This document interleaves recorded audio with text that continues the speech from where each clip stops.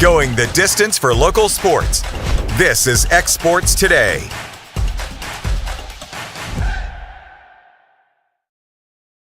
A local law firm respected throughout the state. Generations of clients have turned to Boston, Holt, and Durham since 1948. We assist individuals and businesses with their legal needs, including real estate, property closings, personal injury, employment discrimination, and family law. Our clients get the personal attention and convenience of a hometown law firm with the resources and ability to handle any case. Come see us at Boston, Holt, and Durham.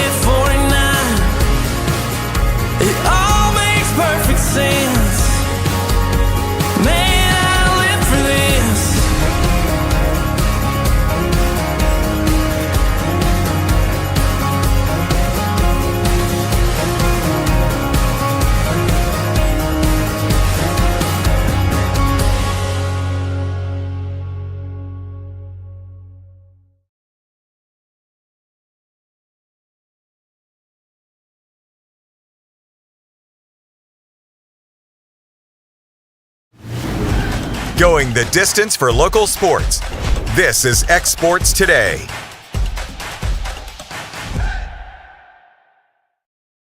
Welcome to X Sports Today. AJ Good with Taylor Plott, Michael Marks, and Hayden Burks. And obviously we're on set, which means none of us got taken in the first round of the NBA draft last night. They don't know what they're missing. Sadly, yeah. They really don't know. I mean, I thought I would have went ahead of that one guy from China, though. Boy. Oof, well, I mean, at least my name's easier to pronounce than some of these guys. But, I mean, they haven't seen me hooping it up on the little tykes. Last night was a rough night. I was about 10 of 28 from three-point range. But most nights, I'm a good 60 to 70% shooter on the little tykes but with my 3-year-old. But obviously at the top, guys, really no surprise with 1-2. Probably you can say first 4, really no surprises. Eric Cooper Flag going first and Dallas getting the gift of the century. After trading Luka, they get the first overall pick, who could be the answer to Luka.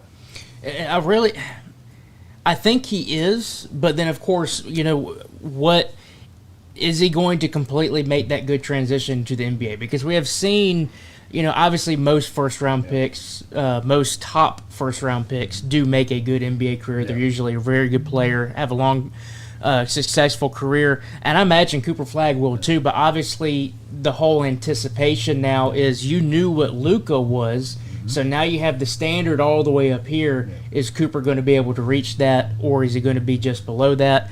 That's just a wait and see. But I really think that they've got a really good player, a really good kind of cornerstone foundation, if you will, that you lose Luka, he can be a good one to come and fill. Yeah, and I think the Mavericks were the perfect spot for a guy like Cooper Flag to go in because he's got all these high expectations, but he's not going to be thrown into the fire like some guys like Dylan Harper, VJ Edgecombe, guys like that are going to be kind of thrown into the fire with a bit of a rough team.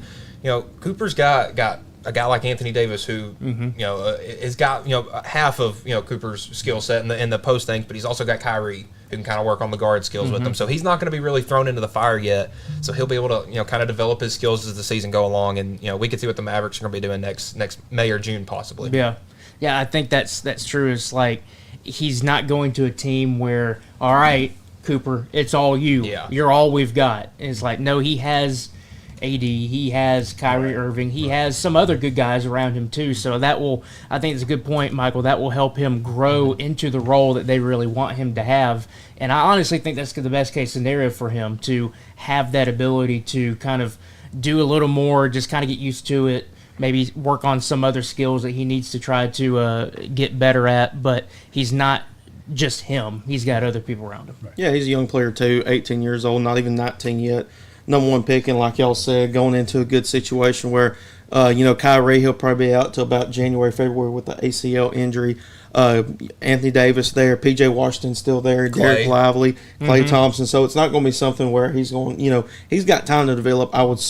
In my opinion, I would say they probably will have him come off the bench and get that experience off the bench. And then, like I said, they're going to invest long term in him. So he's in a good spot. Yeah. And at number 2, you got all this talent over in San Antonio with Wemby and the guys that they traded for last year, and then you get their point guard and Dylan Harper, and he sounds like the perfect fit. Yeah, I think he's the best pick and roll guard in the draft, and again with him and Wemby running that 1-2, I mean you're looking interesting in San Antonio, and saw something last night that Dylan Harper's rookie contract guarantees more than his dad made his entire career. It was like somewhere around like 37, 38 million was his guaranteed, and Ron only made 35 during his career. Wow. Yeah, I mean it's pretty. It's incredible how the money's I didn't know that. That's why I'm kind of shell shocked. But no, I mean Dylan Harper obviously in a good situation in San Antonio, having Wemby on the side, De'Aaron Fox, Chris Paul. A lot of good players with De'Aaron Fox and also Chris Paul. Yeah, and he's got the best pick and roll point guard of all time. Yeah, to look up to exactly. He can learn from there. He'll obviously definitely be coming off the bench more than likely, but he can come on in. Stephon Castle. So the Spurs are trending in the right way, and then they got the 14th pick too. They picked up Carter Bryant out of Arizona as well, pick and pop type of guy. Long, stretch 4, about 6'7", 6'8" for Arizona. So like I said, the Spurs are in a good position too. So I think they had a really good draft as well. Yeah, and look at the third pick, Edgecombe. Yeah, I think that's how you say his name. Yeah. BJ Edgecombe. The way I kind of read this, even though I'm reading the analysis that he might not be the perfect fit for them, but the way I'm kind of reading maybe beyond the headlines is this might be who they go to post Embiid. Yep. Yeah. And post Embiid might be here before you know. Yeah, I about to say he is an incredibly talented guard, two-way guy, can play play offense, play defense. He's athletic as all get Probably out. the best athlete. Yeah, I mean he is crazy athletic. So again, maybe a different style than the 76ers are used to, but he's definitely an interesting fit for that team. Yeah, and that you made a good point with that, and I really didn't even think of that. Where people were saying, why did they do that? But obviously, we don't know what's going on behind closed doors over there in the organization. Right. They might be planning. Embiid's not going to be there for much longer. This guy can take his spot. Well, and even if he is there, how much is he actually going to play? Yeah. Has he played a full season? Maybe like a couple? Maybe 2. I mean, he might load have done management too, is a thing. Yeah, that's he could have had some load management issues there. Yep. They need, they've got Maxey, who's been great and kind of an underrated guy during all this, but obviously Ben Simmons didn't work out. James Harden didn't work out. Some of these other guys. Paul George doesn't look like it's working out right now. Like it's working out. You got to look to the future, and this guy could be their future. Embiid's the most games he's played in the season was 68 back in 2021-22. And that was the MVP season. I think. Yep, that was his second MVP year. Yeah, his first MVP. Yeah. Or no. Yeah, that was the year before his MVP year. Yeah, okay. He played 66 that year.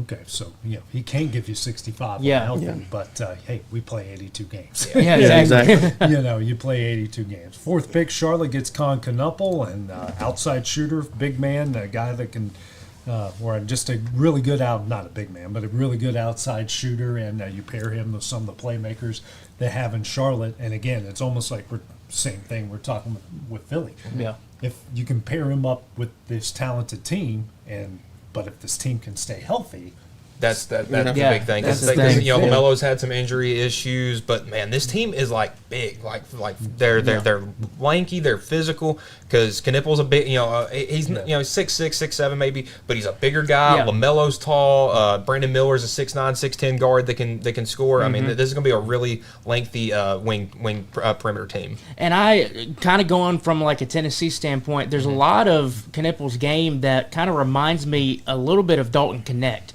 That pull up and shootability. And shootability, but at the same time, he is a big body, and if he can, I feel like maybe he needs to get a little bit stronger, which I think he will, and he could easily be one of those guys that you could just drive down the lane with him, and he's strong enough, he's going to get to the rim. He doesn't have to just be an outside shooter, so he can kind of go kind of like a double-edged sword, if you will. He can get you from the outside, but if he's strong and willing, he can actually get you down the lane. Yeah, he did that a lot at Duke, where he'd get into the paint and kind of use his body to create separation and hit some inside shots. So he's definitely a multi-level scorer. Yeah, I think with Colin, obviously a big thing for him is compared to the other three guys that are picked ahead of him, he's probably going to be out of the first four picks, the guy that's been thrown to the fire the most, because with the the injuries with LaMelo, he's a really good player, 25-point per game scorer, double machine for Charlotte. But how often are you going to have him? Brandon Miller dealing with some injuries. They just traded Mark Williams to Phoenix yesterday, so a lot going on in Charlotte. But I think Con, that's a good fit for him, and Charlotte, they've been needing some shooters. And the big surprise yesterday in the first round, 5th pick, Utah taking Ace Bailey. Bailey's camp wasn't interested at all in Utah, told him not to work out there. He did an interview there. Jazz still took him anyways, and looks like this is exactly what the Jazz need, a talented scorer, big guy that can kind of go off script and do some different things, has some room for development, and obviously probably a low pressure, low stress situation, and when a team that's not expected to win immediately. And maybe this is exactly what Utah was looking for, even though it's probably not what Ace Bailey was. That's the thing I have a question on is, all right, if you're, as from an organizational standpoint, it's what you wanted and needed. But now from a player's position, is he looking at this as like, I did not want to go there? Is there going to be some friction between that? I don't know. I don't know the whole backstory. I don't know if it was they just did not want to reach out to the Jazz or work out with them just because he did not want to go there. Or maybe they thought they weren't going to be interested or something like that. I don't know the whole backstory, but just looking at it from that perspective, there could be friction from the get-go. And Ace Bailey, tremendous talent player. He reminds me a lot of KD just with his length and ability to shot making. I was a little confused about the pick initially when it happened because, again, he didn't want to go there, and they said, we'll take you anyway.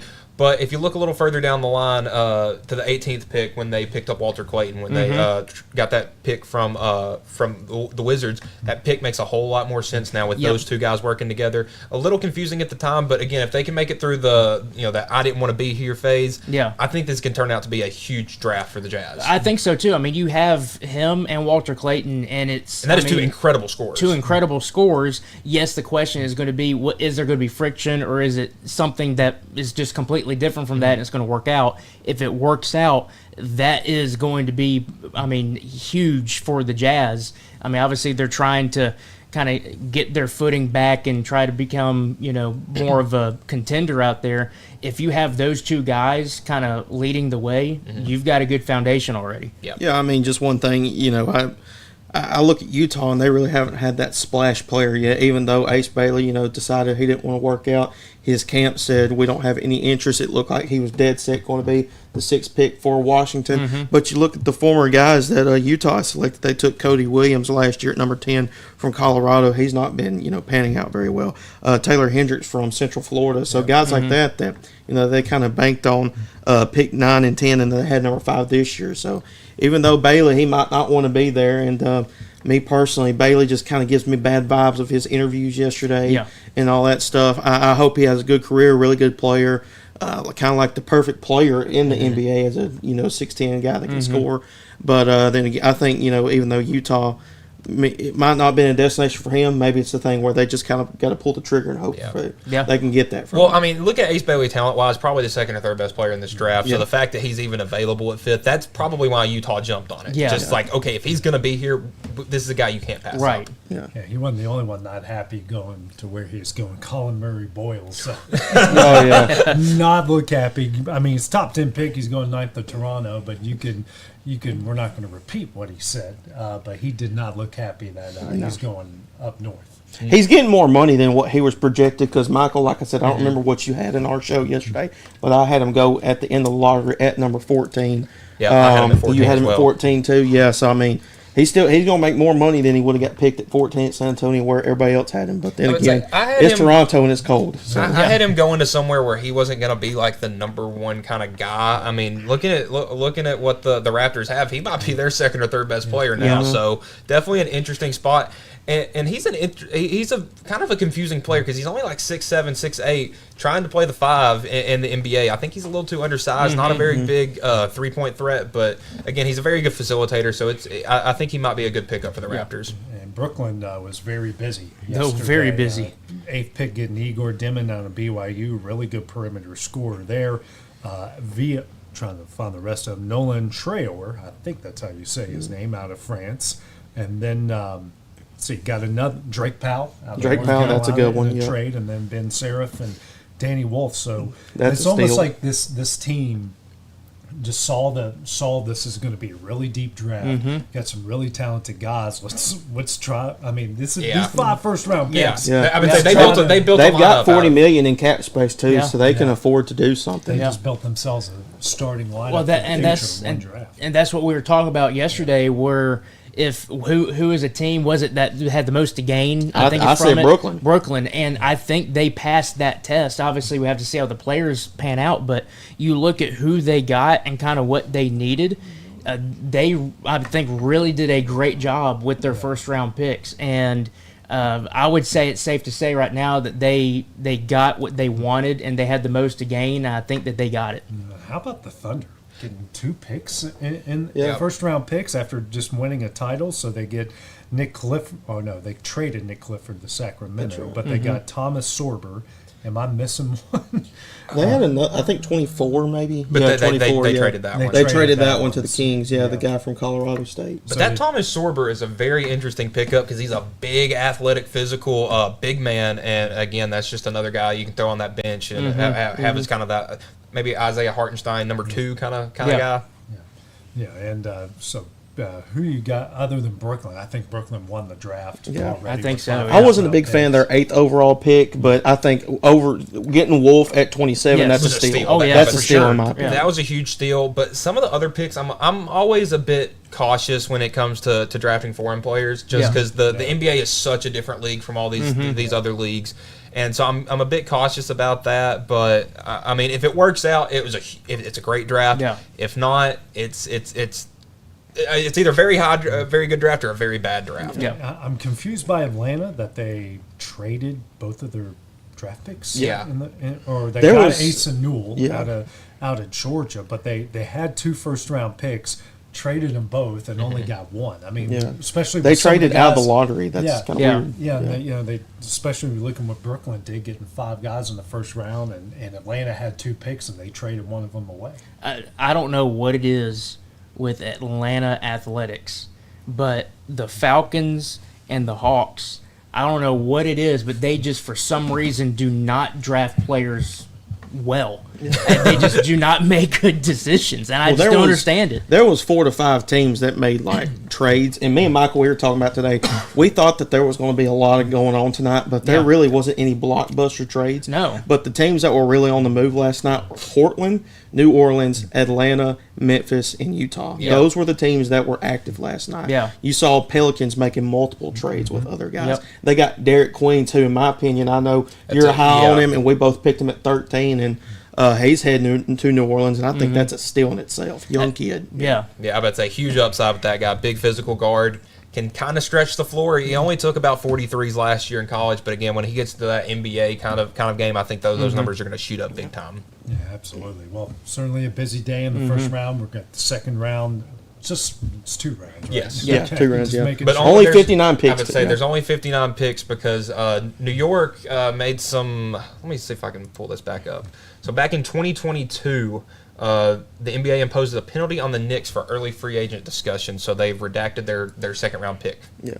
So that's, Yeah. So, it's yeah. basically like tampering. You know? Right. Chicago did it against Lonzo, and they lost their Yeah. pick a few years So that's ago. why there's Yeah. not 60. Yeah. So only 59 picks. I said there was Yeah. 57 last year, the year before that. So Yeah. fun fact. All right, interesting stuff. Yeah. Round 2 tonight. Well, coming up next, we're actually talking some college realignment conference-wise, and it's happening just next door. That's next on X Sports Today. Efficiency, reliability, accuracy. Move forward with your real estate sale or purchase with Title and Escrow of Lawrence County, the most experienced closing team around. Working with clients locally and throughout the state, we offer a wide range of services, including the expertise of an on-staff attorney, backed by our more than 49 years experience in titles and closings. We get the job done on time at a fair price and ensure every last detail is correct. Our goal is to give you peace of mind. When you work with us, you work with people who live where you do. We understand the importance of the real estate community and strive to build strong relationships with all parties involved in the process. Whether you're buying a home, selling a business, acquiring land, or anything in between, you're in good hands with Title and Escrow of Lawrence County. Put the most experienced closing team on your side. Contact Title and Escrow of Lawrence County today.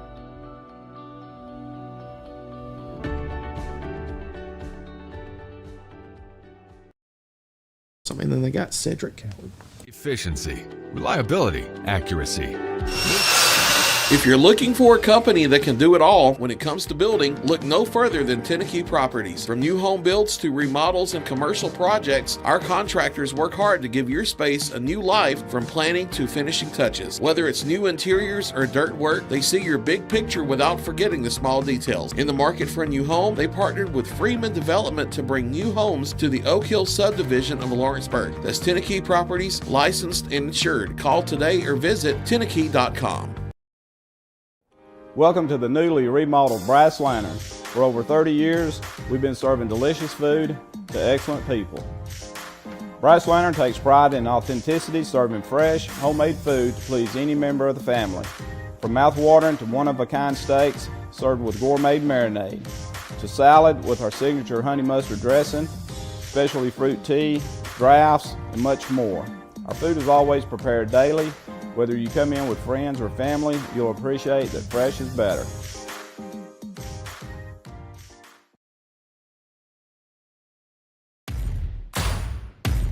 The Raptor Series from Hustler Turf. A premium line of residential mowers designed with a wide stance for operator comfort, a one-piece 11-gauge steel frame and welded steel deck for added durability, finished off with premium Kawasaki V-twin power. We are Hustler Turf, and this is Hustler Country.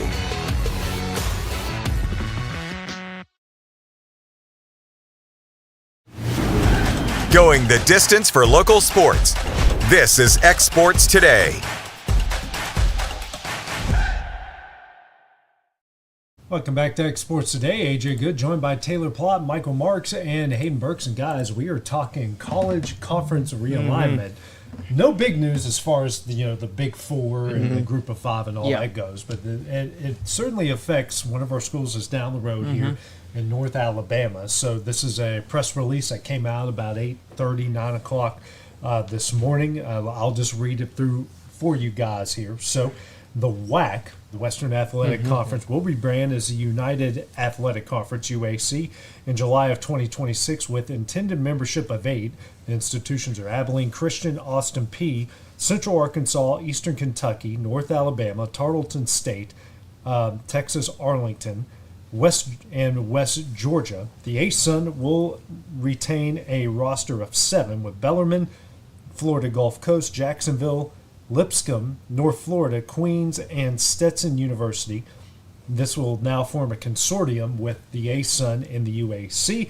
While both the ASUN and the UAC will retain their independent conference structures and automatic qualifiers to the championships, they will partner within a broadly defined consortium. The consortium will facilitate collaborative scheduling, the leveraging of collective assets, and the exploration of various shared operational efficiencies designed to benefit all member institutions. So the way I gather that is North Alabama is leaving the ASUN. They're going to join the UAC, which they're already part of in football. Now that this is going to be a permanent thing, and now that they're out of and this is in all sports, and now that they're out of the ASUN, they're still going to play ASUN teams. How that it's not going to affect this year. Obviously, this is going to go into effect in 2026. a year literally. a year from now, from in July next of week, 2026. So it looks like they're joining this league with teams out of Texas. Already, some ASUN teams are basically just the football members are splitting away from the rest of the ASUN, but they're still going to be involved with those ASUN teams. How that works out with scheduling, does it count as conference games? I don't know how that's going to look. Yeah. They have a press conference tomorrow at 11:30 in the morning that I'll be at, so we'll probably get some more answers to that. But that was not the news, and that was not what I was expecting. I'm not saying it's a bad thing by any shape of the imagination. I'm not. But it's not what I was expecting on a Thursday morning here. Right. It's definitely interesting. I'm curious to see how this works, because if it's something that works, maybe we see it for some bigger conferences. Maybe the ACC and Big Ten do some sort of thing like that. And but I think it's very interesting and could be something that maybe some other conferences pick up down the road. Yeah, I'm actually with you on that. That was my first kind of initial thought, with my mind going, okay, why would they do something like this? And then I thought, if this does work out, you make a good point. Who's to say that a D1 conference like a Big Ten and a Big 12, or maybe the Pac-12 or whatever they're going to be now, if they end up kind of doing something with the Big 12 that kind of, you're helping each other's conference, you're still an independent conference, so just like for March Madness, you'll still get a qualifier for the United Conference and the ASUN. But you make a good point where what's the scheduling going to look like? Right. Is it independent enough to where you just have your conference games like that, but then you kind of have two or three from the ASUN and whatnot? Because you look at it, but football, you're fun, because that's already established, and they've been in that for the last couple of years. But look at it at a basketball perspective. There's only 17. Well, there's 7 in the UAC. There's only 7 in the ASUN. So you look at, okay, if you play a home and home with the UAC, that's 14. Yeah. Most of these conferences are playing 20 plus. 22 at least. I would say the ACC is running around 20 or 22. I know the SEC is still 18. So you get a home and home with all your conference schools, and then you play all the ASUN teams at least once. Right. So that puts you at that 21, 22. Or even if you just did like 3 1 year, 3 the next year, something like that. So same with the ASUN. You play home and home with everybody. That's 12, and then you get the other 7 that puts you around that 20 range. And that those are just the things that you think of. You look at from a baseball perspective. Okay, that's 21 games, but how many league games do the SEC have? Like 30. 30. Yeah, so that's a 10-weekend series. You're needing some more games, so that's how that can happen. But the big question is, okay, we play these, but does this count on my conference schedule? Right. Even though it's not technically a conference team, does this count? I mean, there's just so many questions. There's a lot to figure out with this. There's a lot to figure out, but I like this idea, especially with these smaller, more mid-major conferences, is because not only are you collaborating with each other, but you're able to, instead of, yes, you're kind of still 2 separate entities, but then you're kind of together as one, so you're able to gather more revenue and kind of share it with each other. So especially with the day and age where we're kind of seems like we're going towards like super conferences potentially, if you are able to get some of these mid-majors, like say this works, and then all of a sudden you have the Conference USA and the American try to do something or whatnot, you're able to maybe withstand having super conferences, and you're still able to do your thing and still have good value and be able to have good revenue base. Yeah, and I think maybe the SEC and the ACC doing something similar to this would be really beneficial for them, because there's already the ACC-SEC challenge for basketball. There's already a bunch of rivalries in football, like the Clemson, South Carolinas, the Louisville, Kentuckys, the Georgia Tech, Georgias. I mean, there's a ton of them. So again, this paves opens a lot of gates to what could be coming in the future. Yeah, I'm really eager to see what really happens. The first thing that jumps to my head is NIL. Now, I know it's kind of, people probably would say, well, what does NIL really have to do with this? Well, these, we talk about how the NIL will affect these smaller schools, all that stuff like that against, Alabama, Tennessee, and all that. Now they're kind of experimenting with something that really hasn't been done, it seems like. It really reminds me of how the SEC had divisions, doing something like that. So that's pretty neat in that standpoint. But say if this works, you might be able to get those athletes and try to bring in more revenue to those small schools like that. So I think we might start seeing a bunch of the smaller conferences do this first to try to bolster up their athletic programs, to try to compete with some of these bigger schools, because I mean, at the current state of college football, North Alabama is not going to be able to compete with any of like the Tennessees and the Vanderbilts and the Alabamas. They're kind of playing second fiddle to them. But they can compete within their own ranks. Exactly. Certainly way. And they, basketball wise, they've already done the ASUN partnered with the SoCon for home and away. UNA played Sanford then went to Wofford. I think they're doing the same thing, and there's several other. The ASUN had it, I think, with whatever league Iona's in. They had some challenge. You played 2 games in a weekend. I think that's like the CAA or something like that. that. NEC or something that up there. But, we're going to see more conferences do this just, to help with scheduling. That kind of part of it brings some excitement to it, that sort of stuff. But, this didn't just happen out of nowhere. It's kind of a domino effect. So it started with Sacramento State. They're trying really hard to get into the FBS ranks. The NCAA told them until, the best way to do it is to get in the conference. They wanted to do it independently. More than likely, it looks like they will get to the Pac-12. That would make them FBS. So that means the Big Sky lost a team. And the Big Sky's answer was to take Southern Utah and Utah Tech out of the UAC, bring them into the Big Sky. So this is just an answer. Right. It's kind of to just, not only you're losing those schools football-wise, but as far as the WAC goes, you're losing 2 institutions for baseball, for basketball, for softball, for volleyball. So this is just a way to kind of like, all right, we need to solidify all this because we can't. If we're going to be this football conference and we've got some solid teams, we need to solidify it all together. And I think Utah Tech was the team that made that interesting run in the Eugene regional, but I think they were the team that took down Oregon. So I mean, looking at baseball, that's a very good team. Going away from your conference. Yeah, it's you never know what you get with those teams from out west, and especially those teams in Texas, Stephen F. Austin's and the Tarleton States and the Abilene Christians. So they're dealing with those Texas teams. And they're interesting because you think it's like, who wants to go there? There's a lot of high schools in Texas, and there's a lot of good football players, good basketball players. Where for every county they put the team's logo in there, and I'm like, everyone, this is how crazy. Like every county's got like 5 high schools. Well, and like the ones for Houston have like 40 high schools. And it's like, oh my God. And those are public schools. Can you imagine us being in one of those counties in Texas? We thought 729 games this past year was a lot. Times up by 10. Yeah, times up by 10. It would be a lot of fun. It'd be a lot of fun. We would never see our beds. No, my kids would never know my name ever at all. All my 3-year-old knows me right now is potty time. No, stop it. Look at me. You go potty. So we're having some wars on 5th Avenue right now. But coming up next, guys, they kind of just made a topic a few minutes ago, and I find it awesome. We're going to talk wrestling Mount Rushmores. That's when we return. Welcome to Mid-South Barndominiums. We realize there's a lot of options when it comes to finding a builder for your next home. Here at Mid-South, we understand that customer service, quality, and selections are very important. It's a very large time, money, and an emotional investment, and we're here to listen and care. We realize the kitchen's the most used and abused room in the house.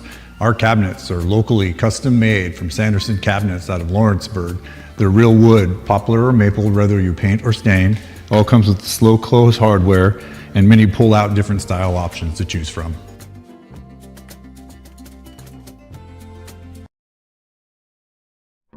There's no job too big or too small for Gonzalez Lawn and Landscapes. Owner Chris Gonzalez works hard to make your commercial or residential properties one of the neighbors will envy. You won't find a lower price anywhere else, and that's a guarantee. We offer mowing, landscape removal, small construction jobs, and more. Our team is licensed and insured to ensure the best work for Lawrence County and surrounding areas. Your satisfaction is our goal. We won't leave until you're happy. Call today to set up a free quote.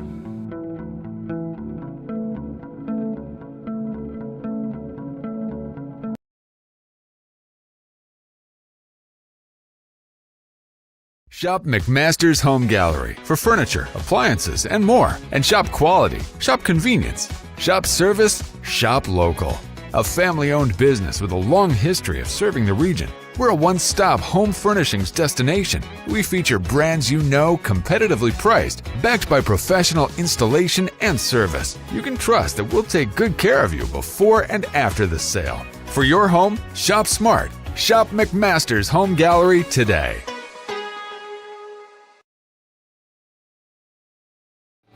Lawrenceburg Flooring and More is your premier source for hardwood, laminate, luxury vinyl tile, sheet vinyl, residential and commercial carpet, carpet tiles, ceramic and porcelain tile, waterproof floating floor, plus blinds and shutters. Lawrenceburg Flooring and More is also home to all name brands and can tackle projects big and small. Installation? You're covered with installers who've got years of experience and stand behind their work. Let Lawrenceburg Flooring and More make your design dreams a reality. 2760 Highway 43 North, or visit lawrenceburgflooringandmore.com. Going the distance for local sports. This is X Sports Today.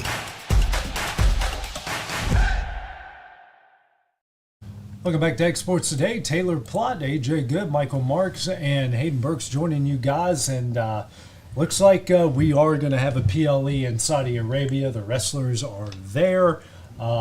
Please don't blow any of them up, because if you do, especially John Cena. Yeah, if you blow up John Cena, America will go to war. Yeah. I'm fairly certain that will happen if anything crazy Yes. goes on out there, because that's one of our national treasures.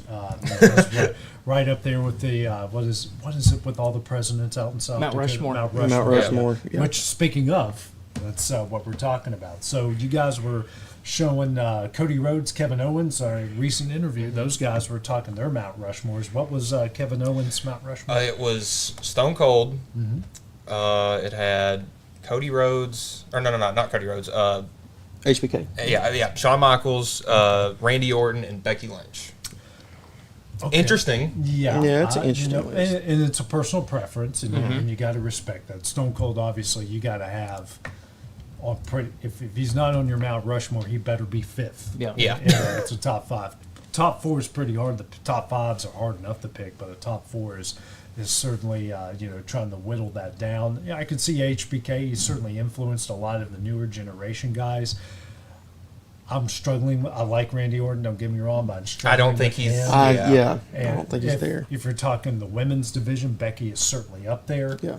But I don't think she's number one. She's not number one. She's up there. She's top 10, top 5. Yeah. You got to give her all the credit. in the Oh, world. 100%, So, yeah. what are you guys thinking here as far as Mount Rushmore is going? Here's my 4. I'm going to go with obviously Stone Cold, and these are not in order of these are just the 4 I put up there. Stone Cold. I'm going to go with John Cena, obviously. Roman Reigns. I'm a big Roman Reigns guy for that streak and all. And then Undertaker. Those are my 4. Those are my 4 on Mount Rushmore. I'd say mine's pretty similar. I got Stone Cold Steve Austin. I got John Cena. But I'm going to go the other brother of destruction just because he's the mayor of Knox County. I'm going to go Kane. I love Kane. Love Kane. And then my favorite wrestler of all time, might be some of y'all's least favorite of all time, I love Edge. Edge is my guy. Edge is my guy. I will put him on that Mount Rushmore. Yeah, I like that. Forever. Love Edge. It's a unique pick there. He did some good work. He did. He really did. The ultimate opportunist. There you go. I'm the wrong guy to ask this question to. I will, every now and then if it's on TV, I'll watch it, but I would definitely put John Cena up there, and you gotta have Stone Cold Steve Austin. So that obviously, those two definitely up there. As for anybody else, I mean, I'm not really sure. I would put The Rock, but this whole Final Boss stuff and all that, it's gotten a little old. Yeah, I'm not a big fan of him right now. I guess since I'm the oldest one here on the set and have been watching it the longest of anyone here. My number one all time is Bret Hart. That's my guy. I was really. I know that's your number one. For my third guy. His promo work wasn't always the best, but at the end of his career, he's getting really good. Especially the end run there at WWE. His in-ring work is the way he could tell a story in the ring and do a build-up for a feud was just incredible. Obviously, Stone Cold has to be there because he completely changed everything. He changed the way we kind of look at wrestlers. Right. He took it deeper than face and heel. He was a bad guy, but everybody loved him. I've put the Undertaker on the Mount Rushmore just because of how long he kept kayfabe and the way he evolved as a wrestler throughout everything. You're going from the dead man to the that never spoke to then he did speak, and then the good rivalries he had. And then going from the biker back to the dead man to this really mysterious figure, and how he really lived that life until he retired, and then he became Mark Calloway. But like his in-ring work was outstanding. For a big guy, 7 feet or close to 7 feet, the stuff he could do, the matches he could have, how long he did it for. How long he did it for. Because, I mean, he put in almost 30 years. I mean, think of all the rivalries. Mankind, Kane, Shawn Michaels. He even had a pretty good one with John Cena. He had a good little run with Bret Hart. Yeah. He had good runs with everybody. Triple H and all of them memorable, so we got to put the The worst one is Giant Gonzalez. Yeah, we're not going to talk about the fake hair patches. But and the final one, and I'm going really old school here, and you talk about a big man, an attraction known all across the world, and the wrestling business did a really good job of keeping him fresh all the time, as Andre the Giant. Yes, absolutely. Because without Andre, people talk Hogan, and I think Hogan used to be in my Mount Rushmore, but I think the more podcasts I listen to about the guy, the more I read, the more I see all this stuff now coming out. Him and Ric Flair are kind of in that same boat of how they not so much Flair, but way more Hogan, how they politic themselves to put themselves in this position just does not sit right with me. So they're on the outside looking in, but who Andre the Giant was and how he was willing to do deals and the things he could do in the ring in the early part of his career and the things he did afterwards. And when I don't think wrestling got to the point to where it eventually did and to where it is now without him, especially WrestleMania 3, because if that's anyone else other than Andre the Giant, they're not selling out the Silver Dome. WWE might not be a thing. Right. WCW might take over. Yeah. So I would say that was a big turning point. There's some other guys. You got to have Sting in a top 10. Yeah. Ric Flair certainly in the top 10, but I think the more he talks and the more he tweets and the more dumb things he endorses, the worse. It looks. And there were so many guys that had like short careers that I feel like if they had those 20-year careers would have been so legendary. Like Batista. I mean, that guy was an animal. Yeah. Literally. I mean, literally the animal. Yeah. Maybe we'll get there with Randy Orton. I think he's top 10 for sure. He's getting there. I think if he would have had he wasn't so pushed to the moon and just kind of his petulant attitude in the early part of his career, I think that's kind of thrown not just me but other guys off. And Cena to an extent had a part in this too, where they squashed guys' careers just because they didn't like them. Yeah. Or some of the things, what Cena did with the Nexus, like that. Yeah, I'll never forget that. Really taken off. And he squashed it, and then realized afterwards, I probably shouldn't have done that. Yeah, he literally went into Gorilla after that. He said, "Well, boys, we messed that one up." Yeah, yeah. So, well, I mean, and there's Edge tried to tell him. Edge and Jericho were saying they need to win. Yeah, that's another guy that's up there. Jericho. Jericho is great on the mic. I mean, Eddie Guerrero. We know that Eddie Guerrero would be in that conversation. Yeah, there's a lot of guys, and I think in 10 or 15 years we'll be looking at Seth Rollins on that list because just his the way he cuts a promo is just incredible. Because it was the way he opened up Raw on Monday night. He's like, it doesn't matter. You're gonna cheer for me. He can work the crowd. He's good at that. He's not a good face. He's a better heel. Oh, yes, he's a better heel. Especially when you got a CM Punk or Roman Reigns and everyone's really behind. I think that's when Seth is at his best as a face, and some of the other things he tried to do, and joining Triple H back in the day when he turned on the Shield. That it was great initially, but didn't turn out great the longer it went. It's a great topic. Everyone's got a different top. Team Cena versus Team Authority. Team Authority. That storyline was just pushed way farther than it should go, in my opinion. Oh, but that SummerSlam or the Survivor Series was amazing. Sting coming back. Yeah, it was Dolph Ziggler went nuclear for a night. Well, coming up next, guys, we're going to go into the world of Major League Baseball. A few announcements, and then we'll close out the show. That's when we return.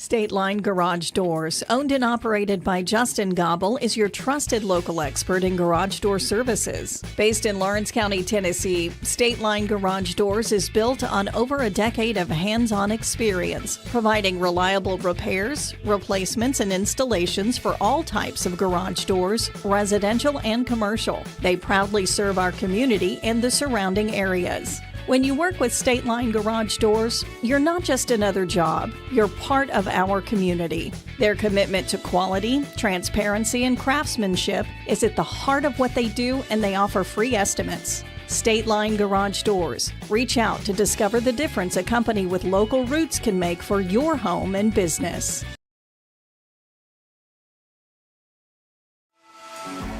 For decades, First Class Charter has provided high-quality motor coach transportation services to the Tennessee Valley. With numerous safety and cleanliness accreditations, First Class Charter is ready to make your group trip a reality. Contact us today by visiting firstclasscharter.net. First Class Charter, the official motor coach company of the North Alabama Lions. There are now more ways to save at Quick Mart. Become a Quick Club member and easily earn rewards on qualifying purchases at Quick Mart convenience stores using the Quick Club app, available on the Apple App Store and Google Play. To save on fuel for work, use the Fuel Rewards Pro app to earn 5 cents a gallon on work fill-ups and redeem the savings for yourself. To get started, visit fuelrewards.com/pro or download the app in the Apple App Store and Google Play.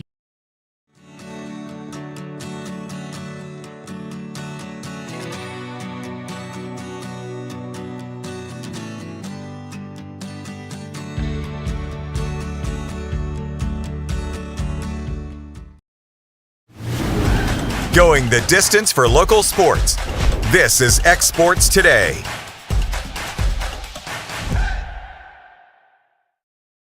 Welcome to X Sports Today. Here, final segment. AJ Go with Taylor Plott, Michael Marks, and Hayden Burks. Guys, talking some baseball. Braves news. Ronald Acuna going to be a part of the home run derby coming up here in just a couple weeks. First guy to announce his name, but it's good to see one of their own. Atlanta fans going to have someone to cheer for in their own ballpark. Yeah, that's one thing I was hoping for is obviously you look at the Braves team as a whole this year, obviously underperforming, and it does look like, again, like I mentioned the other day, it feels like they're catching their footing now, and hopefully they'll start getting on more of a run. Another crucial game against the Mets tonight, but it is nice to have an all-star and someone in the home run derby that will be there in your home park. Obviously, I hope that there's more that get involved, not just, not really home run derby related, but at least all-star game related. But yes, that'll be a really nice show to see. I think this is his second home run derby that he's done. I think he did 23, maybe? I think he did 23. Lost, Pete Alonso. Yes. Yeah, by one. That was when everybody lost to Pete Alonso. Yeah, Pete Alonso just crushes home run derbies. This is kind of funny how the Braves, in 21 when they won the World Series, everything kind of turned around when Acuna got hurt.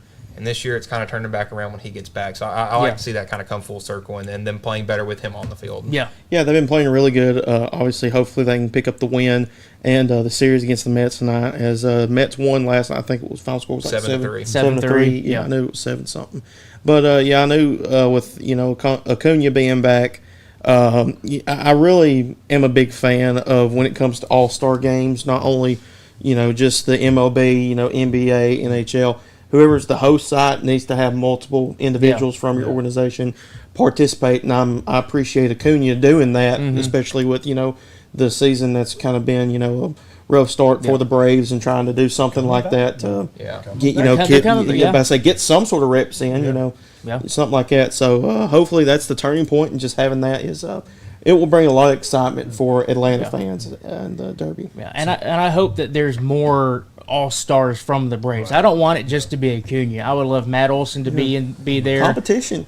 Competition. I mean, you got to – I would hate for any hometown team to host an all-star game and only get one all-star. I remember when Colorado hosted it a couple of years ago, they just had one guy, and it was their pitcher. So. Yeah.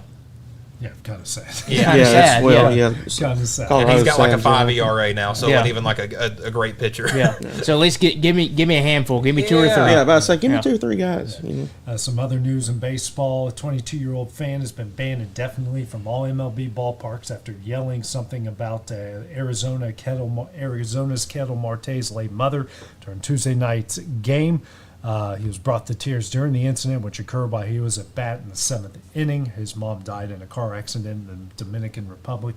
2017, obviously everyone in the Diamondbacks heard it when it went down, and good on not only the White Sox for taking immediate action and getting the guy out immediately, but on Major League Baseball for taking care of that. That's the second incident we've had this year. Someone in Cleveland yelled something at the Red Sox, Jaron Duran, about sharing on the documentary. They said he he had attempted suicide 3 years ago. They also took care of that fan as well. So good on them for doing that. And because there's no place for that. No, it's uncalled for. Very uncalled for. Yeah, I would say you can chirp at players and stuff like that. I'm cool for that. You can boo them. You can be like, oh, you stink, stuff like that. But bringing up dead family members is a touchy topic. That's the thing. That's the thing is, like, yes, we all get passionate. Obviously, people immediately go to New York and Boston, specifically for baseball, but really all sports. And yes, you'll poke, you'll jab, you do that. It's baseball. It's baseball. It's game. Sports in general. Yeah. But there's always that line, and you do not cross that line. You do not talk about their wife. You do not talk about their kid, their parents, whatever in their past. I don't know the whole story with this guy, but attempted suicide or something. Do not cross that line. Yeah, and there's a difference between this when someone's clearly crossing the line and some of the stuff you see in the NBA where like LeBron gets fans thrown out of the game.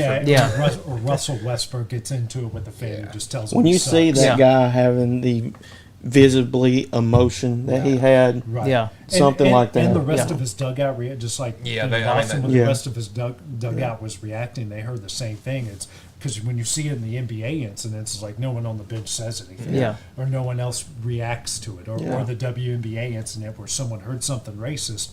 A player said they heard something racist, but literally no one on the court, no one else in the arena heard what they said. But this is completely different. There is that line. It was crossed. It needed to be punished for life. Good on MLB and good on all these organizations for working together on that. So do the Braves take 3 out of 4 from the Mets tonight? I think they do. Hey, you got Holmes on the mound. Love the mustache, love the handlebars, love the mullet. Give me the Braves. But I say I'm taking the Braves. I'll take the Braves. I think they win 3-1 within that 4-game series. The thing that I wonder carrying over from last night is the Mets bats got hot. However, the caveat to that is who they were going against, and rookie pitcher, he's got some good stuff, but he has not matured enough yet, and he kind of got rattled with several like back-to-back hits, and it just kind of was a domino effect. Right. So if Grant Holmes, I trust him to shut down the Mets bats again, and if they're able to do that, Braves are going to come away with a win because their offense at least has been scoring runs lately. We get a win. We get to take the series, and we get to see a Frank the Tank. It's going to be a great day on Twitter. I was about to say that's the triple crown of great day for the Braves. That's why everyone roots for the Mets to lose. Frank the Tank videos lose his mind, especially to the Braves. I love it when they're all together in that compound, and they're just literally. I think they've said that they're going to be doing it tonight. Actually, okay. I saw here's hoping. It's the only night game on the schedule. Yeah, exactly. So I mean, we'll certainly be tuning in. Well, guys, another good show here today. We're going to wrap up the week tomorrow at 1:30 sharp. So for Taylor Plott, Michael Marks, Hayden Burks, I'm AJ Good. See you guys tomorrow. Going the distance with local sports. This is the X Sports Network.